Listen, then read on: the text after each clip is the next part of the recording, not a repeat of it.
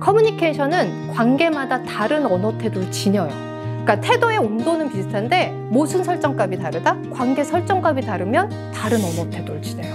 이거를 살피는 사람일수록 그거를 빨리 캐치해서 조절하는 능력이 있는데 걔를 자체를 안 살피는 거야.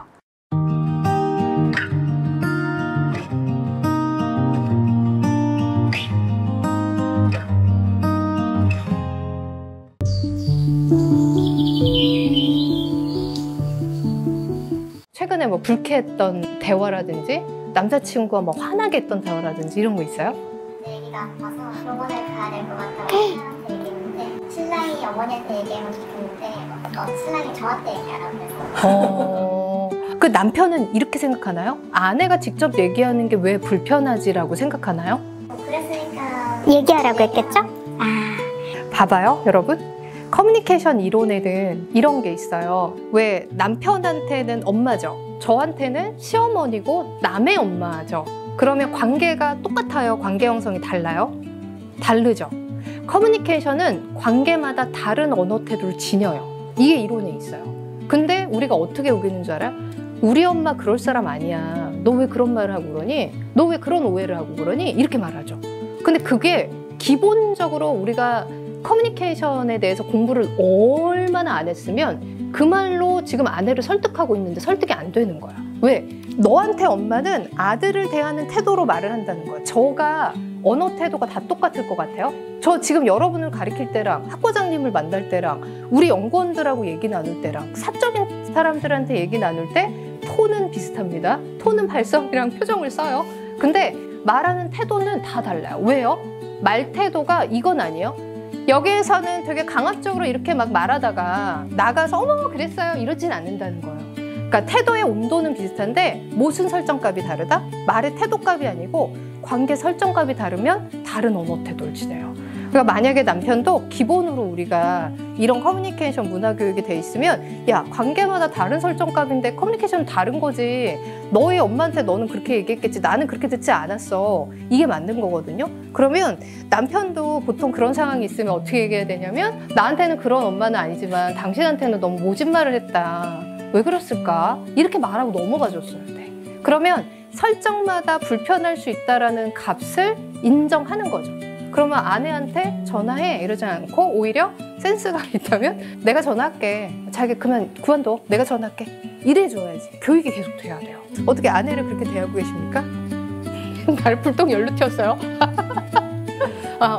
그러니까 설정값이 달라요. 그래서 그걸 꼭 이해해야 돼요. 여러분도 지금 누구의 딸, 어디에선 학생, 어디에서는 조직원 다 다르죠? 그거 관계마다 다 다른 언어법 쓰잖아요. 그러니까 그걸 받아들이고 상대한테도 알고 있어. 우리도 철저히 알고 있어야 돼요.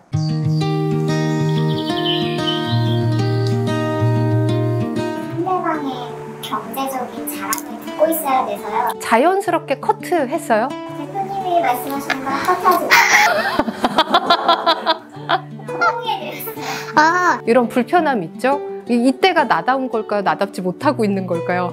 영혼 없이 맞아요. 나답지 못할 때 불쾌했던 대화가 스피치적 요소예요? 컨텐츠적 요소예요? 주제니까 컨텐츠적 요소예요. 그러면 뭐를 못 살핀 걸까요? 나는 그러면 누군가의 대화할 때 나 혼자 계속 하소연해. 그러면 내가 상대를 감정 쓰레기통으로 쓸 때도 있죠. 우리 없어요? 나 혼자 주제야. 남자친구랑 헤어진 게 골백 번 헤어져. 친구는 이건 골백 번 듣고 있어. 근데 이걸 들어줘야 될 때 있잖아요.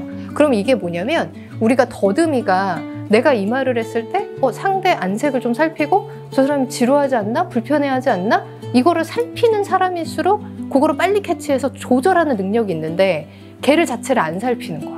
제가 지금 대화를 시작하면서 여러분하고 한 명하고 아이 컨택을 다 이렇게 해가면서 얘기를 한단 말이죠. 이렇게 얘기를 해요. 근데 제가 마주치면서도 의식 안 할 수 있어요. 제 표정도 빼고요. 저 그냥 이렇게 얘기 나누면 다른 느낌이죠. 약간 말투는 비슷한 것 같은데 별로 여러분에게 따뜻하게 가진 않잖아요. 그죠? 그러면 이렇게 하면서 상대가 나를 되게 냉소적으로 쳐다보네? 내가 냉소적으로 보고 있잖아요, 지금. 내가 냉소적으로 쏘면서 이게 무슨 말이야? 니는 피하도록 네가 만들었잖아. 이건 거예요. 이해돼요? 그러면 다시 눈에다가 온도를 넣어서 다르잖아. 이렇게 마음으로 다가가는 태도가 나 먼저 있어야 되는 거죠. 우리가 스피치냐 커뮤니케이션이냐 할 때 대화에 대한 인지도 있어야 된다. 그리고 스킬적인 부분은 내가 이 말을 할 때 상대가 편한가 안 편한가를 잘 이렇게 좀 들여다보는 좋은 태도의 사회적으로 눈치 보는 태도가 있어야 잘 파악하는구나 이런 느낌도 받을 수 있어요.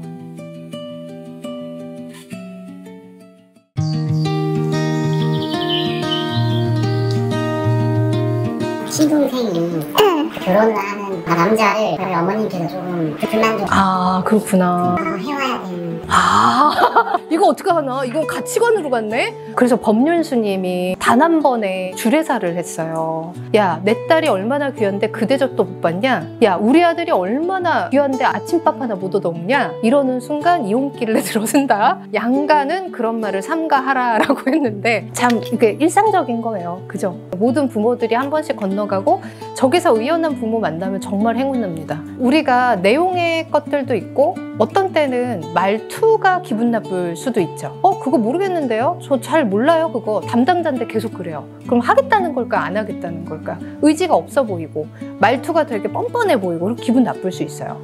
내가 어떤 커뮤니케이션 이론을 아느냐 마느냐, 우리가 상대마다 다른 언어 태도를 하는구나. 그러니까 우리 엄마가 내 부인에게는 모진 말을 할 수도 있구나라고 알고 가는 거랑 모르고 가는 건 너무 다른 문제고, 심리학적 요소, 무의식이 사람을 따뜻하게 느끼는 건 공기랑 미소랑 이런 태도가 컨텐츠보다 더 화력을 갖고 가요. 그러면 제가 표정과 음성을 빼고 그냥 베풀르고 이렇게 얘기하면 벌써 되게 정적으로 떨어진다는 거예요. 지금 이거 1분도 안 지났거든요.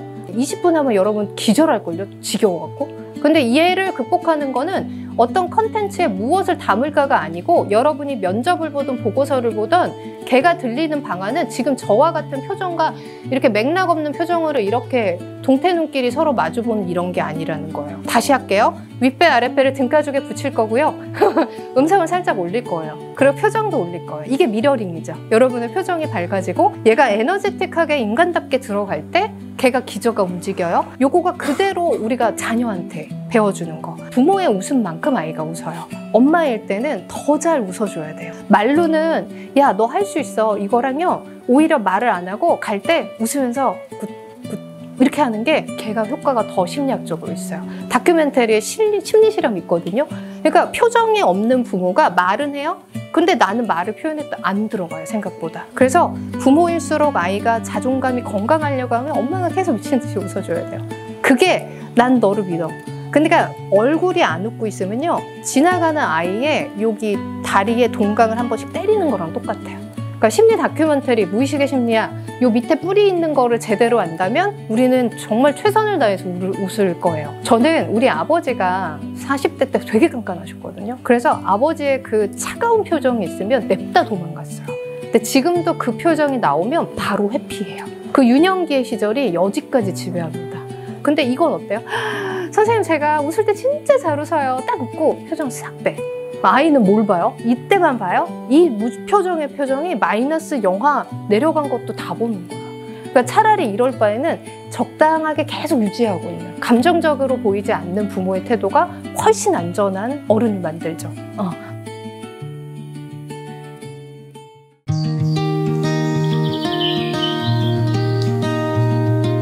며칠 전에 어떤 시호분이 오셨는데 남을 배려한다고 자꾸 쓸데없는 얘기를 한대요. 나답게 지금 말을 못하는 거죠.